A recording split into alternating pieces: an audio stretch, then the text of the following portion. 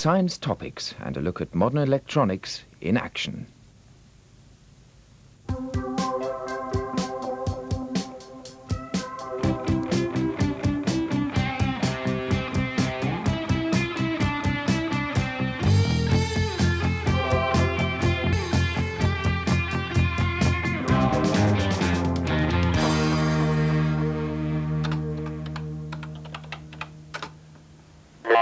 In action. Come on, I've been... Well, maybe we'll never have robots quite like Marvin from Hitchhiker's Guide to the Galaxy. However, robots are an everyday part of many modern production lines, carrying out complicated jobs such as welding and spraying. Yet, 30 years ago, there weren't any robots. The first industrial robot was built by the Unimation Company in America. And the man who built that first robot is still president of the company. The whole idea for the robot really was stimulated by Isaac Asimov, who's a pretty famous science fiction writer. He wrote a series of stories in the early 40s called I, Robot. And I was studying physics at the same time he was writing, and that sort of seeded my mind on robotics. So what about the robots being built today? How have they developed from that first 1956 model? The early model was pretty good as far as doing what it was designed to do, which is an industrial job, because we had studied many industrial jobs, but only single transistors instead of chips that we use today. It wasn't as reliable as a robot is today. We didn't have anywhere near as much knowledge of what to do in the field, and certainly nowhere near as much software. This box contains a computer, and that controls the robot's movements. You could say the computer is the brains of the robot. The first design of computers forced Joe Engelberger to make some difficult decisions. Now, when we started with a transistor that cost $1.70 a piece, and it was such a hard decision because we could have bought a radio tube, or I guess as English call it, a radio valve, for 30 cents. But some of us said, you know, I bet someday a transistor will be just as cheap as a radio valve. Now, today, you know that the function accomplished by a transistor only costs a small fraction of a penny. We never imagined that when we started. Early computers used valves. Valves are electrical components which change the signals fed into them. In this case, the signal is being chopped in half. That's called rectification. But then along came the transistor. Transistors were faster and more reliable. The biggest use of early transistors was as amplifiers. Amplifiers change the size of the electrical signals. Amplifiers are the basic electrical devices, especially things like radios. Radios used to have hundreds, even thousands of separate components, but now everything's getting smaller and smaller.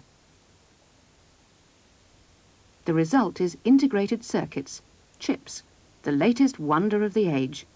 Thousands of transistors and other components squeezed onto a tiny piece of silicon. Once designers had the new microcomponents, think of new things to do with them. Synthesizer is a musical instrument, but because it's a very modern electronic musical instrument using lots of high technology, it gives us so much more control over the sound than we've ever had with any other previous musical instrument. The first requisite of any musical instrument is that it has to have something to make a sound. And the synthesizer has a part that vibrates, but electronic, like you can see the string of a guitar or the reed of a clarinet, but it does vibrate electronically, and it's called an oscillator. The oscillator is an electrical circuit which produces regular signals. Oscillators can produce signals of different shapes. The different shapes can produce different types of sounds.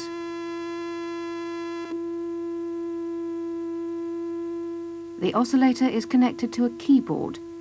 The keys trigger signals of different frequencies, notes. What happens next? The sound passes along the audio chain from the oscillator into the filter. And there we can modify the sound by softening off those sharp points on the oscilloscope, and the softer it becomes, so the softer we hear the tone. The filter is another electrical circuit. It changes the shape of the signals, and that changes the tone. The final stage in the audio chain is called an amplifier, and this determines the amplitude of the sound wave, or how big it is. And the bigger it is, the more of it we hear, so it's like a volume control. So between them, the electrical circuits produce and shape the electrical signals. We must behold the things we see.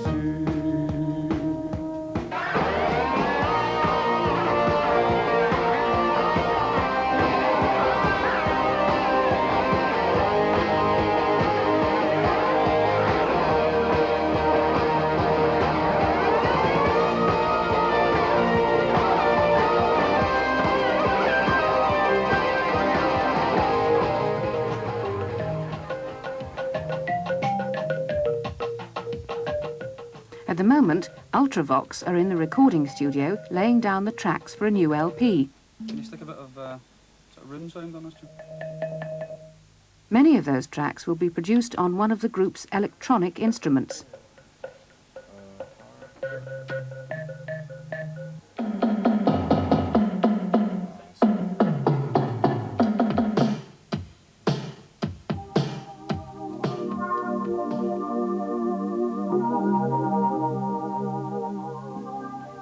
Can you give us 4 in there, kid? Well, stop playing tricks on me. Can we try it again from the top? The milk bowl sound.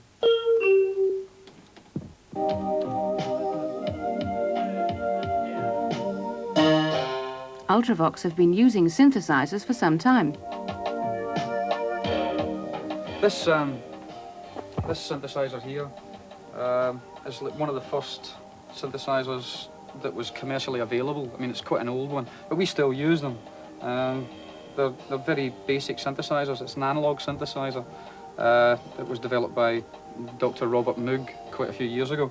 The problem with these things is this is the type of synthesizer we had when I joined the band at first. Hot, sweaty clubs, the things we got to tune all the time.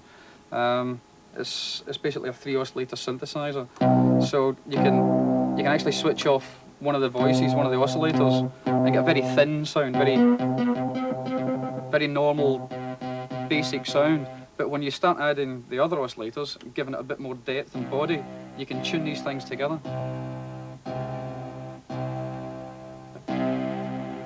You hear it tuning into itself there. And this is the actual synth that we did, the sort of Vienna part on the bass part, the,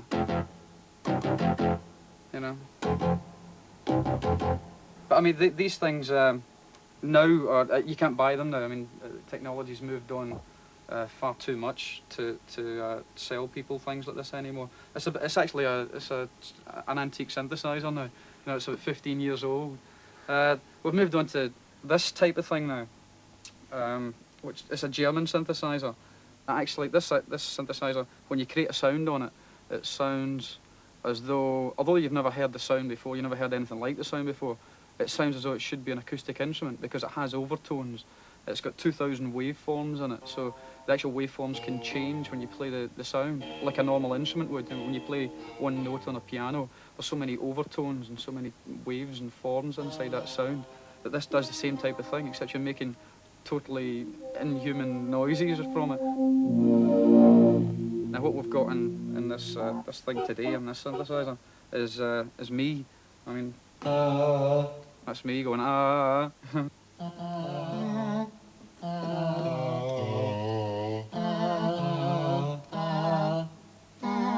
This particular instrument here, or any of these instruments, you can give to 20 different keyboard players, and they'll come up with 20 different types of sound and 20 different feels that a keyboard player could play. It does anything you want it to do.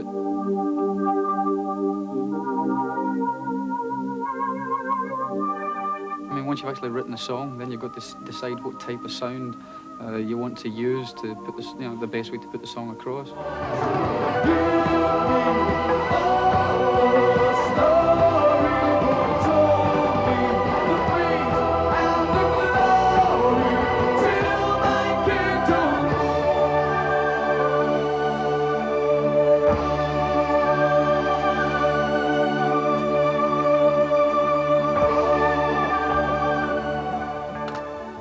computer also plays music.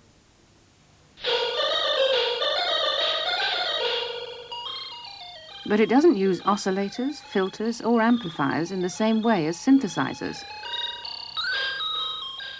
In a computer, one of the most common uses of transistors is as switches. Switches may not seem very important, but if you have lots of them of noughts and ones, then you have a microprocessor. And that's at the heart of a computer. Computers are masses of high-speed transistor switches. But switches on their own aren't much use. First, the microprocessor needs an input circuit so it can receive messages. Messages from, say, the keyboard. The messages are then changed by the switches. Then the changed message is sent back to the outside through an output circuit, which might control, say, a TV screen. Different messages are produced by different patterns of switches. Those switch patterns are controlled by the memory. The memory contains the instructions about how the switches should be organized. But computers aren't the only devices which use microprocessors.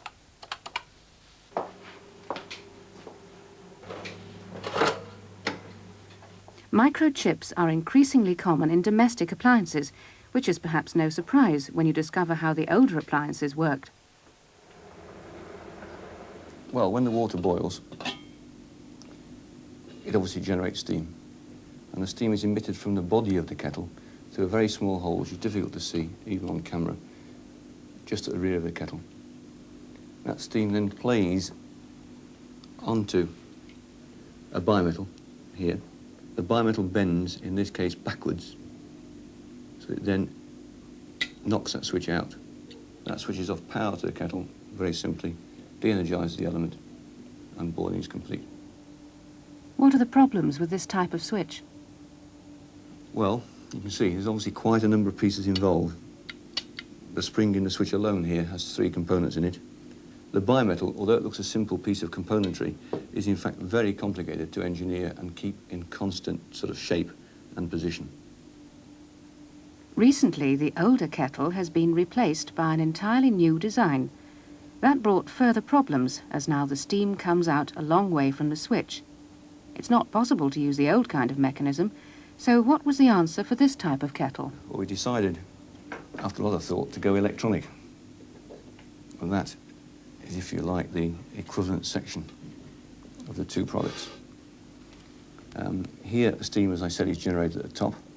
It's sensed by a thermistor on the end of those 2 wires. The thermistor senses steam, and electronically now, with the aid of a microchip, it operates a relay, again shutting off the power. The chip, the microprocessor, is a simpler version of the one inside a computer. But in this case, there's an extra part, a sensor, the thermistor in the kettle. The thermistor senses the temperature of the water and sends back messages to the input. When the water's hot enough, the microprocessor will tell the output to turn off the kettle. Using chips has lots of advantages. Well, there's only one component now to put in the kettle on the day-to-day assembly line.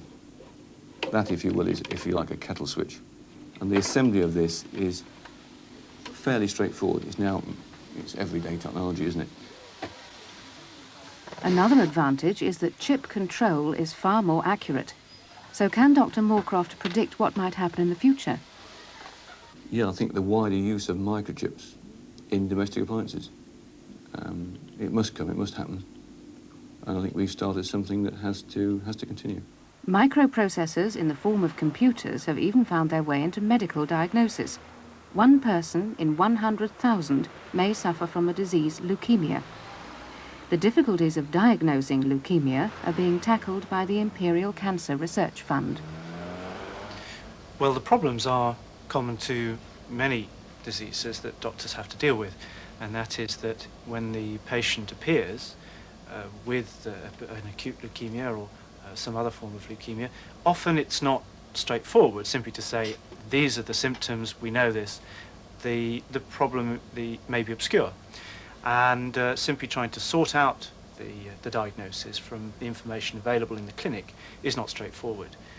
So very often a doctor may decide that he would like to do some sort of laboratory test which will give him much more information about the particular condition that the patient is suffering from. Diagnosing the disease, deciding whether the patient has leukemia or not, can't be done without the use of laboratory tests. The problem is that working out what the test results mean can be done only by somebody with a lot of experience. But those experienced people are in short supply. So John is developing a special type of computer program called an expert system, which should be able to do some of the sorting out. In that instance, we can say unequivocally that it's the common variant or common subset of ALL. The first job is to find out how the human expert does the diagnosing, then convert that into a set of rules for the computer expert system. What sort of things go into the computer's knowledge base, its memory? First of all, the important facts about the subject. For example, measles is a disease is a kind of fact. Or we might want to put rules of thumb. Rules of thumb like, and this is not a very realistic medical example, but something simple like if the patient has spots and the patient has a temperature, then the patient may have measles. So if such and such symptoms, then such and such a diagnosis.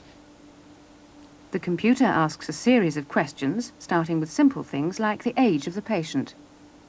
But then the computer is going to go on to some more difficult problems, what are called the cell lineage and the cell type.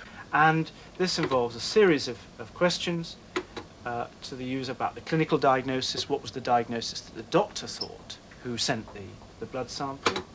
I think the thing that really got a lot of people very interested, maybe even excited, when expert systems appeared on the scene, was that they were not simply able to do the job of diagnosis or whatever you're interested in, but they had an ability to explain what they were doing as they did it.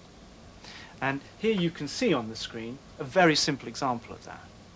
The computer has asked a question. It said, what was the TDT result? This TDT being a particular lab test. What I decided to do was to find out why that particular question was being asked. And here it says, I'm trying to find out about this particular test to decide the sample cell lineage using the following rule. And then it prints out an if-then rule. If the TDT value is greater than 20%, then the cell lineage is acute lymphocytic leukemia. Expert systems guide the inexperienced doctor through complicated problems. And a few more questions, and then finally it makes a diagnosis and prints out the results for the cell type, the cell lineage, and the suggested diagnosis for the patient.